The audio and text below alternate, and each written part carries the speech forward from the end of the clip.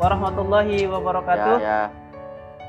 Waalaikumsalam warahmatullahi wabarakatuh. Alhamdulillahirabbil alamin. Video Allahumma apa? shalli sayyidina Muhammad wa ala sayyidina Muhammad. Anak-anak sekalian, segala puji bagi Allah Tuhan semesta alam. Pada pagi hari ini, alhamdulillah kita bisa bertemu secara virtual ya dalam pembelajaran bahasa Indonesia ya kelas 8. Ya, alhamdulillah kita masih diberikan kesehatan oleh Allah Subhanahu wa taala dalam beraktivitas ya dalam pendidikan. Dan mudah-mudahan teman-teman kita ya kita doakan ya, saudara-saudara kita yang masih diberikan ujian ya berupa sakit ya, mudah-mudahan Allah menyembuhkan dari penyakitnya. Salawat dan salam kepada kudus anak kita Nabi Muhammad SAW, suri teladan terbaik umat ya, telah membawa perubahan peradaban bagi dunia. Dan alhamdulillah kita Ngelek Ustaz. ya Cek. ya kita buka pertemuan kita, pembelajaran kita dengan sama-sama melafazkan kalimat basmalah. Bismillahirrahmanirrahim. Para Ustaz kedengaran ya? Bismillahirrahmanirrahim. Baik. Kedengaran ya? Ya. Pada pertemuan hari ini kita akan berbicara tentang teks persuasi ya. Masih ingat apa itu teks persuasi? Ya. Teks persuasi adalah teks yang berisi tentang ajakan. Ya, dalam Al-Quran sudah banyak berbicara tentang bagaimana kita mengajak tentang kebaikan. Siapakah yang lebih baik? Ucapannya adalah ketika orang mengajak kepada Allah Subhanahu wa taala dan menasihati sesama kita ya dalam mengerjakan amal ma'ruf dan nahi munkar. Banyak sekali yang sudah dijelaskan dalam Al-Quran terkait dengan bagaimana kita mengajak dalam kebaikan.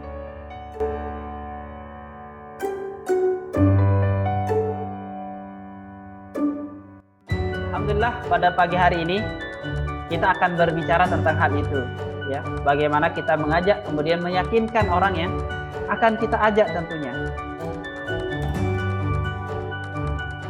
Berikut Ustadz akan tampilkan terkait dengan teks persuasi. Nah, ini terkait dengan teks persuasi. Teks persuasi adalah teks yang berisi tentang ajakan atau memiliki arti meyakinkan atau ajakan agar mengikuti apa yang kita sampaikan atau apa yang kita inginkan. Tentu dengan memberikan argumentasi, memberikan penguatan agar apa yang kita sampaikan itu menambah keyakinan orang. Sama halnya dengan ketika kita mengajak orang lain untuk sholat berjamaah ya. Ketika kita mengajak orang untuk sholat berjamaah, kita sampaikan sholat berjamaah itu lebih utama daripada sholat sendirian. Sholat sendirian itu hanya dapat satu berbanding 27 derajat. Kalau kita sholat berjamaah kita mendapatkan 27 derajat. Nah seperti itu yang berisi tentang ajakan. Bagaimana mengajak seseorang untuk melakukan apa yang kita pikirkan, apa yang kita inginkan. Nah ini bisa kita kaitkan dengan bagaimana menerapkan dalam proses taat kepada Allah SWT. Iya kan? Bagaimana cara kita mengajak pada kebaikan, bagaimana cara kita untuk mengajak orang-orang agar meninggalkan keburukan, meninggalkan segala jenis kemaksiatan. Inilah yang kita pelajari, bagaimana berusaha untuk mengajak seseorang. Kemudian selanjutnya adalah kita perlu mengetahui ciri-ciri dari teks ajakan. Apa sih itu ciri-cirinya ya? Salah satunya adalah mempengaruhi pembaca, ya, mempengaruhi pembaca atau pendengar. Ketika kita menggunakan media lisan, ketika kita menggunakan media lisan, berisi ajakan atau imbauan. Ayo teman-teman, sebentar lagi kita akan menghadapi menghadapi bulan Ramadan. Oleh karena itu mari kita sama-sama untuk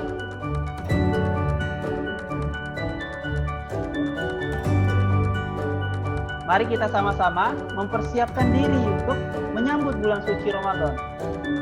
Yang di dalamnya adalah bulan diturunkannya Al-Quran. Nah, kita berusaha untuk mengajak teman-teman kita dalam kebaikan itu. Terdapat data dan fakta. Nah, kita sampaikan data dan fakta untuk menguatkan ajakan kita. Jadi kita tidak hanya sekedar mengajak, tapi kita menyampaikan juga terkait dengan data dan fakta. Nah, itu terkait dengan ciri-cirinya ya. Nah, sampai di sini ada pertanyaan?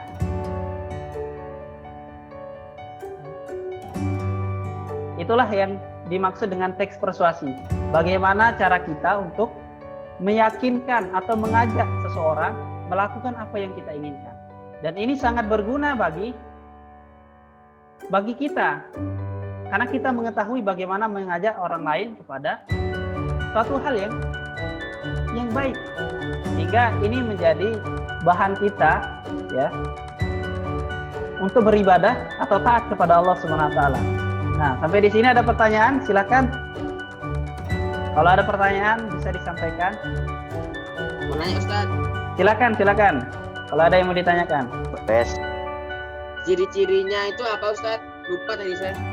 Oh ya, ini ada beberapa ciri dalam teks persuasi yang perlu kita ketahui. Ya, adalah bagaimana kita mempengaruhi pembaca. Jadi dalam ciri teks persuasi itu adalah dia berisi bagaimana orang lain itu terpengaruh dengan apa yang kita ucapkan, sehingga orang lain itu mau melakukan. Ya, kemudian ada berisi ajakan tadi. Ya, ayo kita sholat berjamaah, ayo kita puasa Ramadan, ayo kita tilawah dan sebagainya. Itulah tentang teks persuasi yang kita bisa terapkan dalam kehidupan kita sehari-hari, tentunya dalam bagaimana kita mengajak orang lain dalam kebaikan.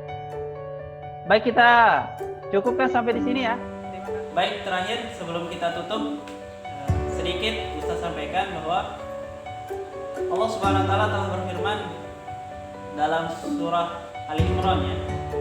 Dan hendaklah ada di antara kamu ada segolongan orang yang menyuruh kepada kebajikan, menyuruh berbuat yang ma'ruf dan mencegah kepada yang mungkar, dan mereka itulah orang-orang yang beriman. Dan dalam hadis dijelaskan bahwa barang siapa yang mengajak satu orang dalam kebaikan, kemudian orang tersebut melakukan apa yang kita sampaikan, maka insya Allah pahala yang didapatkan sama seperti orang yang mengerjakan kebaikan. Sekian dari Ustaz, semoga kita dapat mengambil pelajaran, kemudian menjadikan ini sebagai ajang kita untuk menyeru kepada kebaikan dan mencegah dalam kemungkaran. Baik, kita tutup dengan sama-sama melafazkan kalimat hamdalah dan doa kafaratul majelis. Alhamdulillahirabbil alamin, subhanakallahumma wa bihamdika, asyhadu an la ilaha illa anta, astaghfiruka wa atubu ilaik. Assalamualaikum warahmatullahi wabarakatuh.